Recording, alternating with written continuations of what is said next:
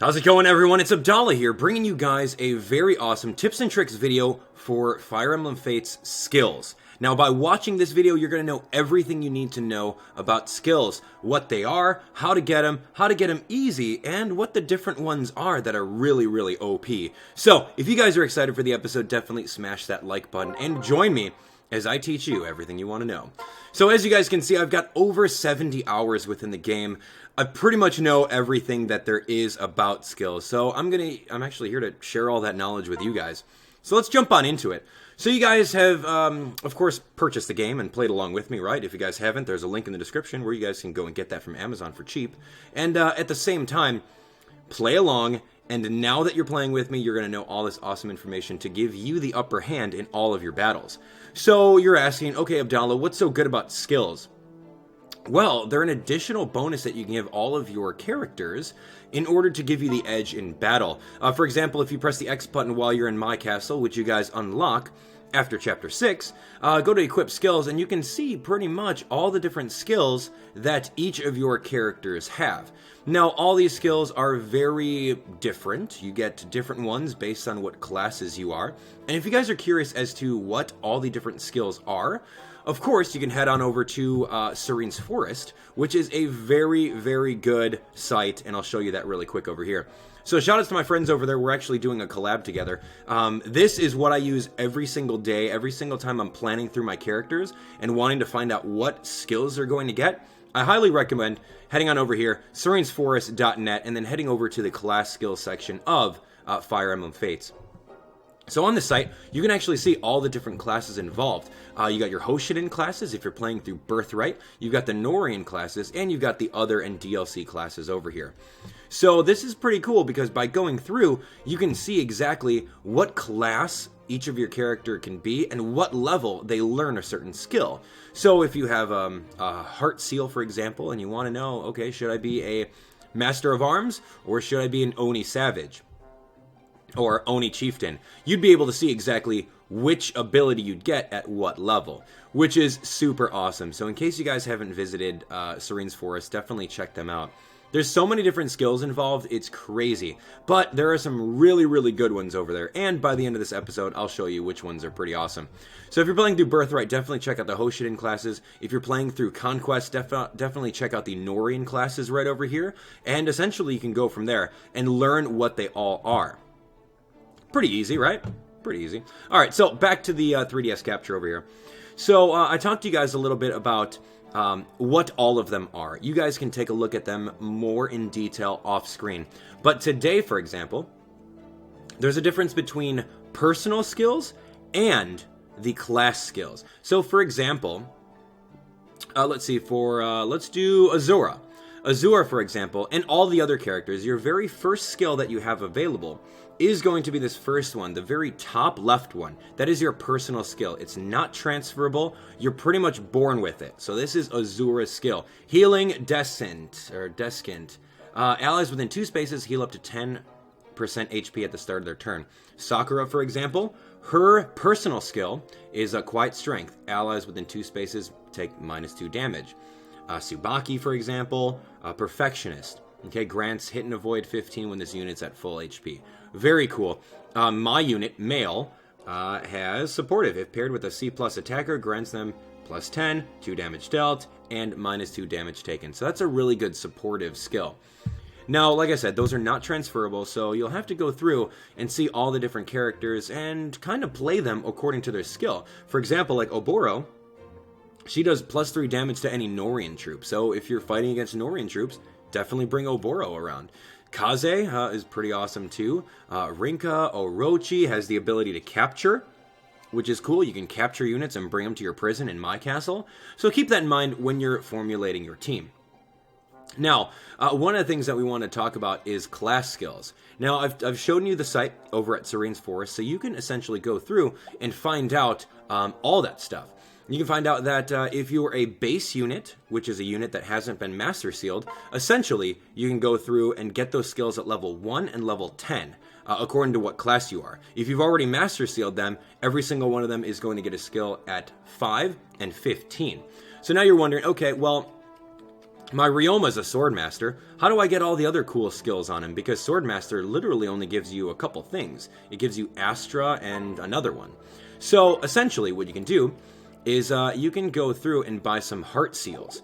If you guys have already gone through the chapters and leveled up your rod shop to level 3, I want to say that's like around, I don't know, maybe like chapter 18, 19, you can go through and essentially buy an infinite amount of heart seals, partner seals, friendship seals, and master seals, which is pretty good. So I'd highly recommend spending some money and buying those so you can experiment with your characters and find out what other skills they can get. So, for example, Ryoma, let's take a look at it. So Ryoma can actually use the heart seal and essentially go through and be one of 4 different classes. And these are advanced classes, by the way. Master of Arms, Falcon Knight, and Kinshi Knight. So this is what I do. When I go through and I want to find out what skills are going to go, I simply just go over to Serenes Forest, which is pretty awesome. We check out Master of Arms. So we're at Hoshiden classes over here. Master of Arms, taking a look at it. So he's going to get Seal Strength.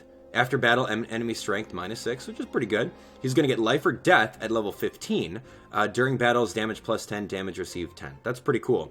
Or he can get the Falcon Knight, rally speed, or warding blow, or he can get Kinshi Knight, air superiority, or Amaterasu, which is pretty decent stuff. So that's essentially what you want to do. You want to see what skills your character is going to get simply by using this. Now, you're asking, okay, Abdallah, well, your Ryoma's at level 17. How is he going to learn a level 5 and a level 15 skill off a different class? Well, that's easy. Once you go ahead and reclass him, as soon as you level him up once, he's going to learn one of the previous skills. And then if you level him up again, if you're over level 15, he's going to learn the next one. So, essentially, if you're past 15, you can waste 2 level ups in order to get the previous ones. But be careful because essentially you can only get to level 20 unless you use the Eternal Seal, which makes him even stronger. You can go up to level 25. So essentially you can get all of his skills.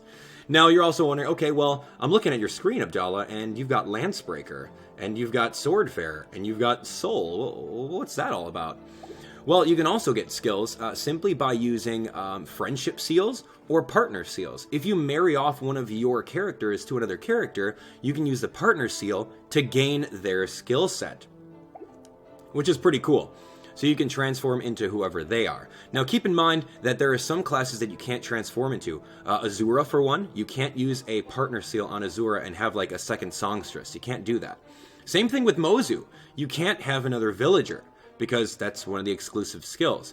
So essentially everyone with Aptitude can only be the children, because you pass on that stuff. And I'll talk about inheritance in a little bit. So, okay, so we talked about that. Now, your My Unit character is pretty good, because essentially you can use the friendship seal on anyone that you have an A rank with. Now, if you take a look at my guy, I literally have A rank with almost everyone here. Jacob, wow, okay.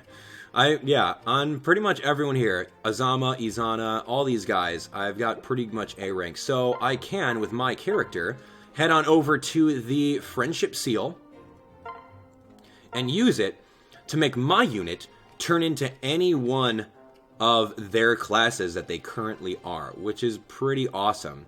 So all of this stuff, Paladin, I would essentially go back to, Serenes Forest and say, okay, well, if I change over to Paladin, who or what would I get? Now, Paladin over here is not necessarily a Hoshiden class. Paladin is a Norian class. So let's click on that, and we're going to go over here. So if I change him to Paladin, I could essentially get the OP skill Aegis, which is really good. Skill chance of having damage from bow, magic dagger, dragonstone, breath, or stone attacks. That's really good. And I'd learn that at level 15. But since my character is already past that, I'd learn it after 2 level ups, which is super cool. So keep that in mind when you're going through. So I talked about all the different seals. Now let's talk about how you can get some easy skills. Easy skills are very, very easy to get, let me tell you. A lot of people want to, if you guys look at my trainer card right over here, you guys can see how many visits I have and how many battles I have. You get some really good items throughout your visit log or your inbox based on how many battles and visits you have. If you reach 10,000, then you have maximum all of them. So essentially what people are doing online in order to gain the 10,000 battles, they are making themselves pretty much an easy win. And I'll show you about that right now. So if you go to rankings, if you go based off of battle points, you can connect to the internet right now, and you can visit other people's towns or their My Castles. A lot of people spam or clickbait, skills or easy Cs. And this is the easy way of getting everyone else's skills, because unlike in Fire Emblem Awakening where you couldn't do that, now all the skills are accessible via online. As you guys can see over here, over 100,000 people went over to this one. 91,000 people went over to here. 67, 58, 50. So essentially we can go over here to 50,000. He's a Hoshido one. We're going to visit him. And what they do essentially is any one of their characters that has an additional skill besides their regular default ones, you can go through and get them, which is cool. So of course you want to go through and grab their items, because why not? You do want to rate their castle. Good job. Great defenses. Because it's nice. It's called etiquette. So if you talk to them, you can check their strength and essentially look and see what skills they have on what characters, which is pretty cool. Now, some of the characters, or some of the people online, they unequip all of their characters so that it's an easy battle. So Hinata, for example, this is actually pretty good. He's got Soul, which is a very good skill. Takumi, you got Replicate over here. So any one of these characters that you see that is kind of, piquing your interest, like Setsuna, you can go Silas. You can get any one of these. That's pretty cool. Bowfair. All right, that's interesting. Azura. You can get Vantage with her. You can get Astra on Azura. Azama, for example. I would like to have Soul from Azama. My Azama's pretty much garbage. I don't really use him.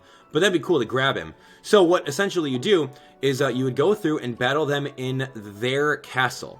If you battle them in their castle, as it says right over here, if you win without a handicap, you will be granted a special bonus. So we're going to go without handicap, and we're going to battle them. Now keep in mind, don't worry about losing any of your units, because this is not permadeath when you're fighting inside of these different areas. So we're going to go to fight. It's not permadeath, so don't even worry about it. There is a couple ways you can actually win. You can kill all their people, or you could head straight over and you can seize their spot on the throne. So that's essentially what I'm going to be doing here. This is actually going to be a little bit harder, simply because all these guys are ready to attack me. They have all of their items on, so this is going to be pretty hard. I'm actually going to... Yeah, I didn't actually equip any of my guys with stuff, so here's to me not getting hit. Alright, so we're going to go to auto, and I'm probably going to lose a couple of my peeps. Okay, well, they're not moving. That's good. You can actually set your characters to actually guard or blitz, depending on what you want. But this is going to be a 3-turn seize. We're going to go over here. We're going to seize it, finish off the battle, earn a little bit of dragon points as well. And now, as a bonus, what you can do is you can either recruit a character or you can inherit a skill. Any one of these skills are going to be pretty cool to grab. Like I said, I wanted to get Azama. He's got some pretty good skills. I mean, let's grab him. So we get one of these at a discount. So I kind of... Oh, I already have Soul on him. So I do have Soul on him. Do I want something for Silas? Air Superior. Amateratsu's pretty cool. Azura, nah. Takumi, I have all those. Setsuna, Defender, Hinata. Wow, okay, I can get Soul from Hinata. Or for Hinata. That's actually pretty cool. So I'm going to go ahead and do that. I'm going to spend 875 and buy it. Give them some more feedback. Interesting. And by doing so, essentially now I have access to this person's Hinata via my logbook. And I'm going to show you that in a little bit. We'll save. Why not? Okay, so make sure you save. And like I said, don't worry about losing your guys. If you lose one, it doesn't matter.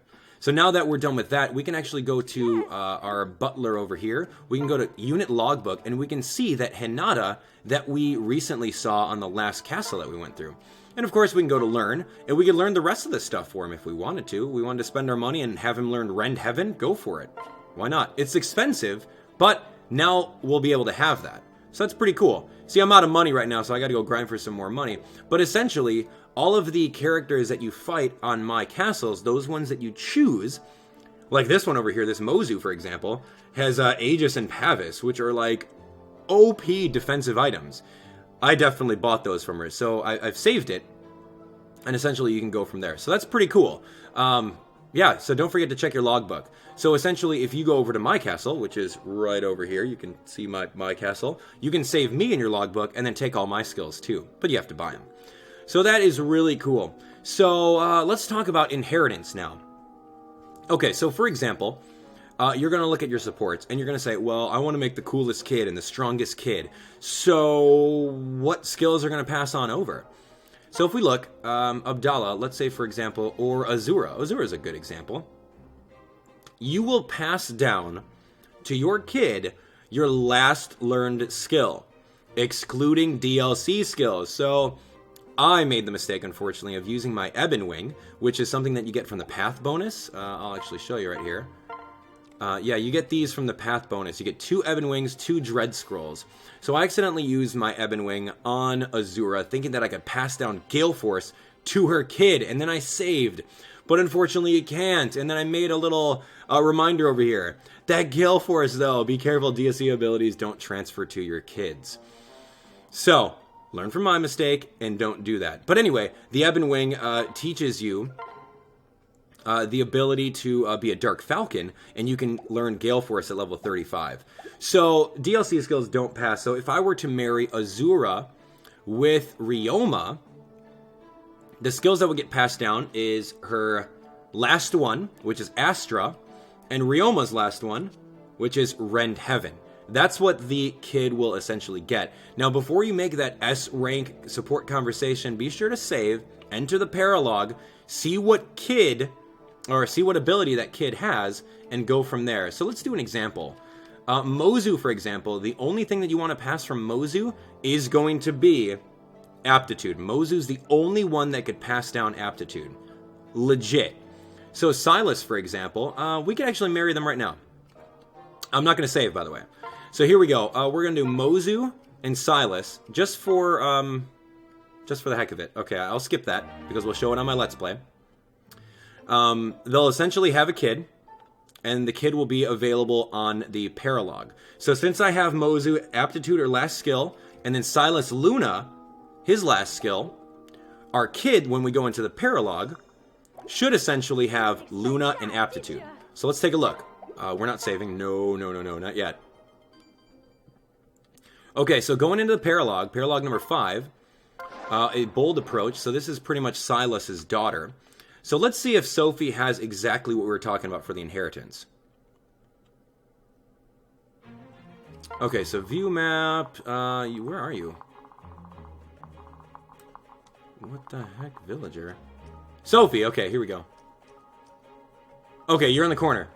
So here we go. That's essentially what you get.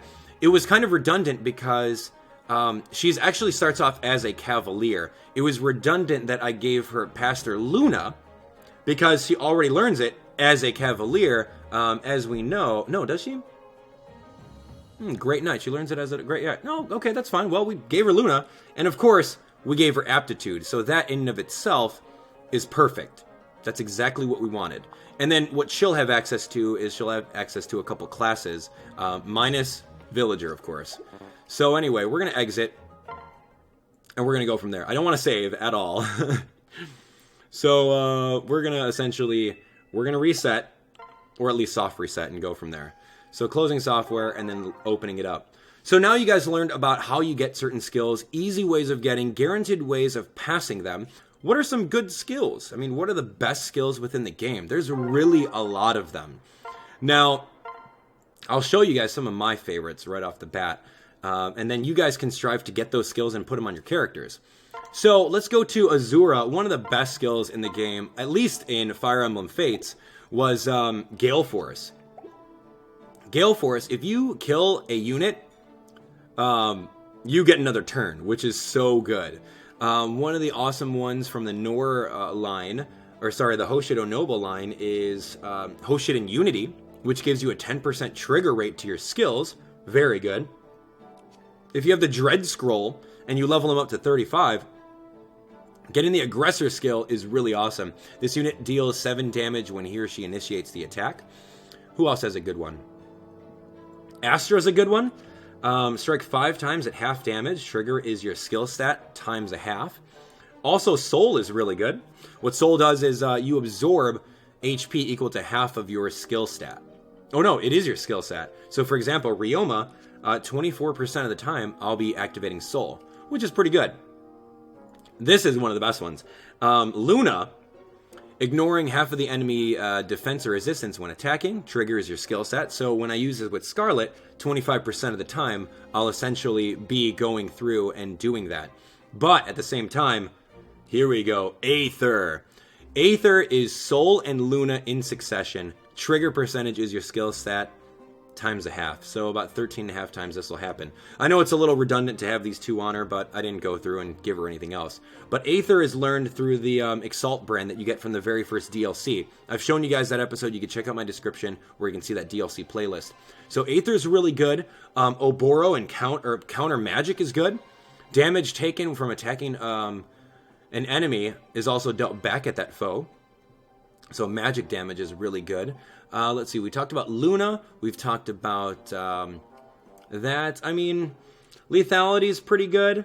I mean, this is a one-hit KO, but this is a quarter of your skill stat, so it rarely activates.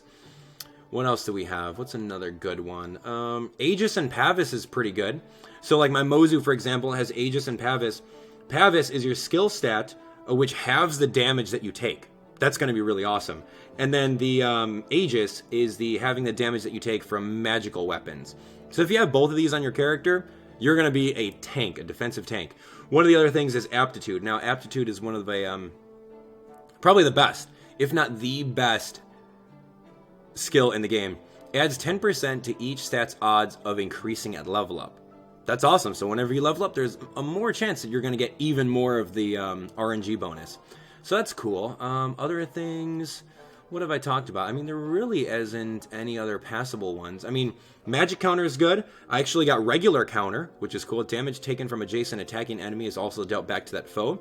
It's great for a character like Kaden, who can't necessarily attack from 2 spaces away. So that's perfect for him. What else do we have? I mean, we got some pretty good ones.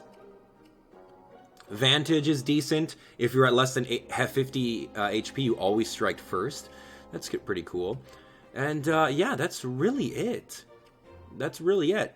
So, that's going to be it for the episode, guys. I taught you guys about where to get skills, where the skill list is, the difference between personal skills and class skills, how you get them upon level up, the difference between the different seals that you can use in order to get skills, the inheritance, online, and then the best skills. So I told you 8 different things that you probably didn't know about skills when you first started this video. So that is really going to be it for the episode, guys. Thank you so much for watching. Hopefully you guys enjoyed it and learned something. If you guys did, definitely smash that like button. And of course, leave a comment based on what your favorite skills are, or if you learned something new.